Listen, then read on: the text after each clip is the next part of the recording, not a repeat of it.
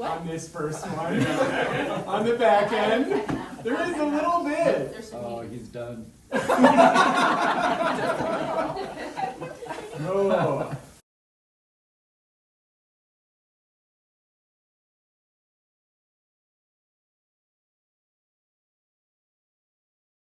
Yes, hurry.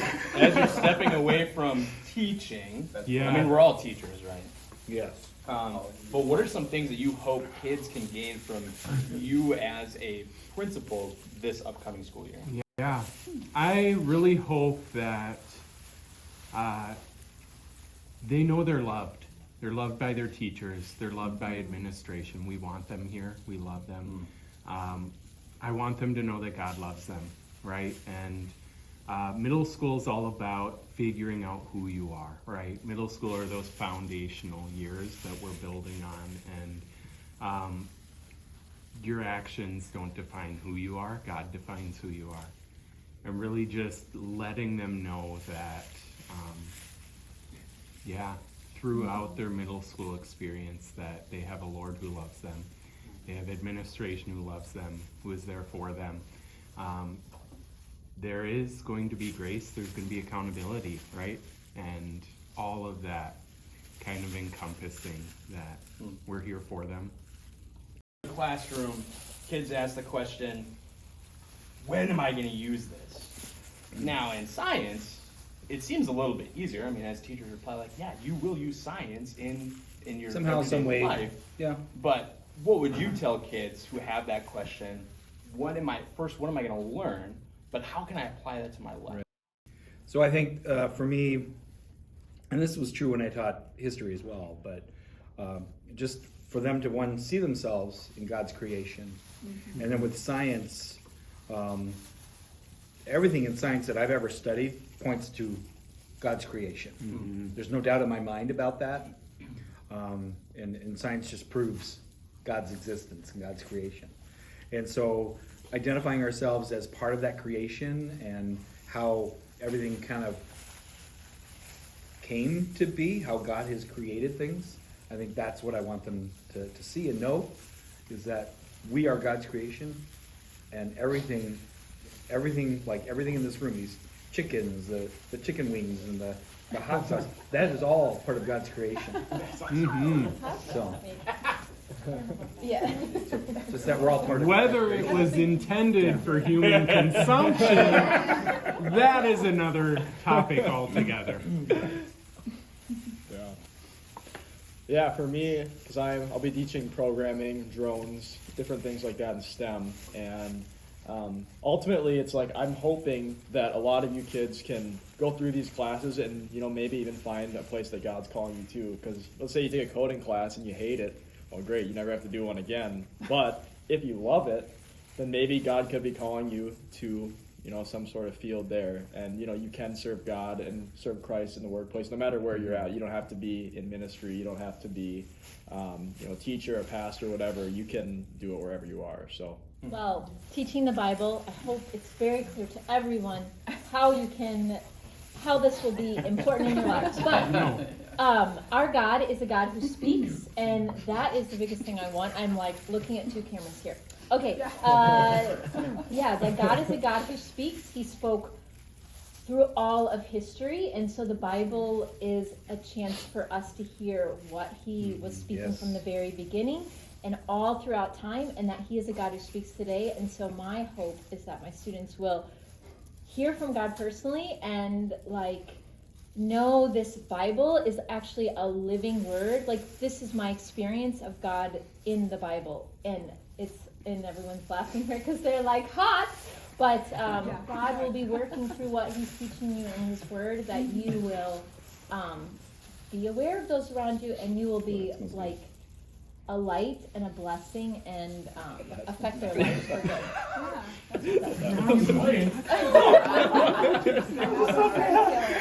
What does it mean if your lips are too big? Yeah. That's a good thing. That means you won't feel the last two. Yeah. Yeah. Right? Hopefully. Yeah. Oh. Let's go with that one. Oh my gosh. cool. Well, I'll keep my answer quick, but I feel like this comes up literally every day in math class. Someone raises their hand and they're like, okay, well, how am I going to use this? I feel like the kind of most simple way to explain it is, first of all, the skills that we learn. Like, I'm not going to guarantee you that you're going to use the quadratic formula for the rest of your life.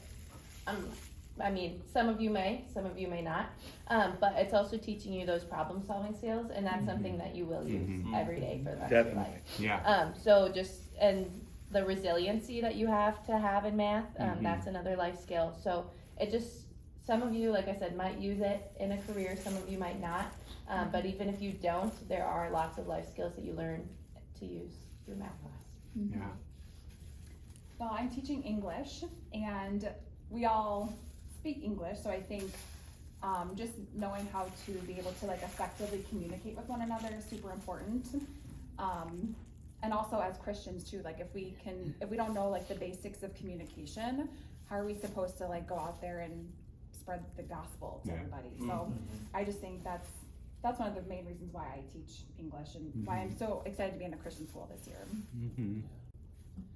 Teaching theater has a lot of applications along with communication. It's a wonderful communication tool.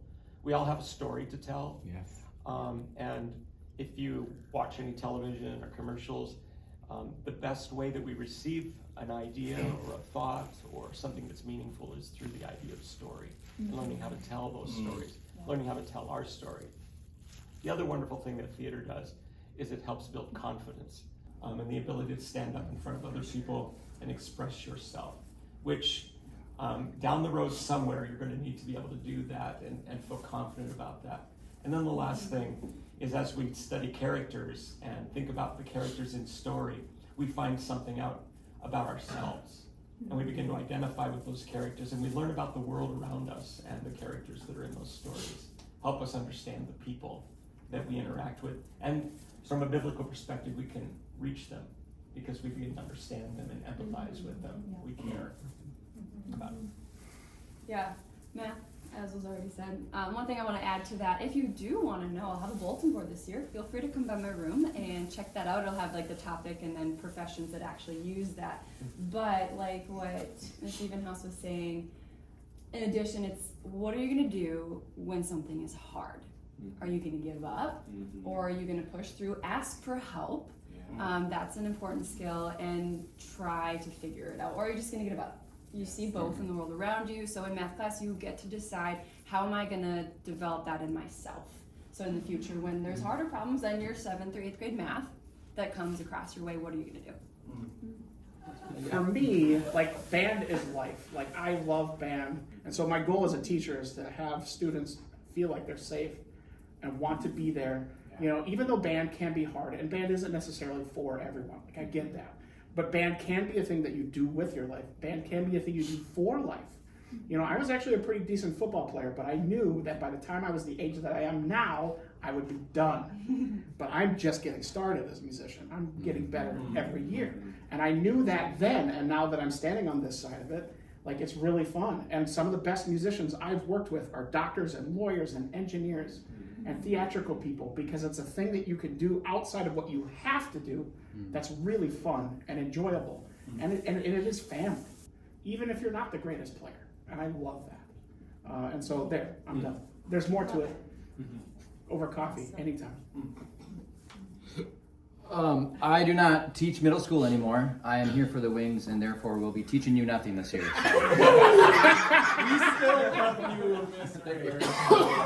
For me, I think my heart is I want kids to know they have a purpose, but also so many times in life we focus on the people's past, right? But I want to point kids to their future. I want kids to know that we're all in everyone's corner. And I think too, that accountability piece. Like, I want you to see Jesus every day through me and others, with hard conversations, but also with joy and peace. Yeah. I think mine's a little bit similar to yours, is teaching like history. But I think one of the biggest things is you have to learn from the past to help you impact the future. And if you don't, then we're just making the same mistake. So if we don't learn from what we did in the past, we're doomed to do that same mistake in the future. That's right. And that's where history comes in. All right. Woo!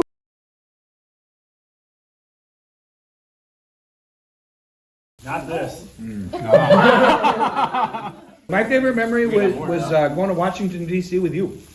Oh, yeah. And 15 7th and 8th graders. There you That go. was absolutely so much fun It was a lot of fun. and a lot of work. Okay. I'm waiting You for. want to go? Favorite memory of the summer? Yeah. Working with Mr. Banks. Yes. Yeah. Yes. July 8th when that all started. No, I think for me it's just spending time with family, traveling, a new house, which has been fun, new memories. Yeah. So. Favorite memory? I got to see the ocean for about a week this summer out in Oregon, and every moment, like, yeah, fabulous. Go see the ocean if you get a chance. Going to San Antonio with my wife, sitting Ooh. next to her, Yeah. watching the Fiesta del Noche. Aw. Oh, cool. Cool. Well, I was away for 12 years. So I was, for the first time, my husband and children were living here. And my sister, who I hadn't seen in several years, was visiting. And we went up to Lake Superior. So I was really glad to take my family up to Lake Superior. And Mr. Zimmer is off.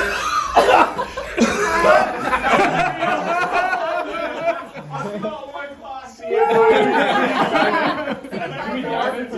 it. You keep talking. Oh, All right. For this being I need a last the I think first we need a annual, refresh. We it's customary here to that's add a awesome. little extra sauce to the Okay. last win. I'm all for that. So it is this one right Pass here. it down. Okay. Oh, I think they're coming. Oh boy. This one's All definitely right, the let's worst. leave it open. Here we go. What is this one called? Ghost pepper. pepper. Ghost pepper. Oh, it tastes good. Did you take a bite yet? Yeah, Oh. it's bad. I Okay. just like sat my tongue on it and Here we go. it's on fire. Like my mouth is, my throat All right. is on fire. Here we go. It's not like, All right, y'all. too bad. It's been an another honor level. Nice To do knowing this it. with you. Oh, wow, so I confidently. tasted it. I did taste it. Yeah. Woo! I tasted Yeah. it. The taste was enough. Oh, Now I'm really sweating. hungry, so I'm still eating it. It's not too bad. It's I don't just the even like flavors. Okay. You're chugging this. it's pretty bad. I don't know. It's pretty bad.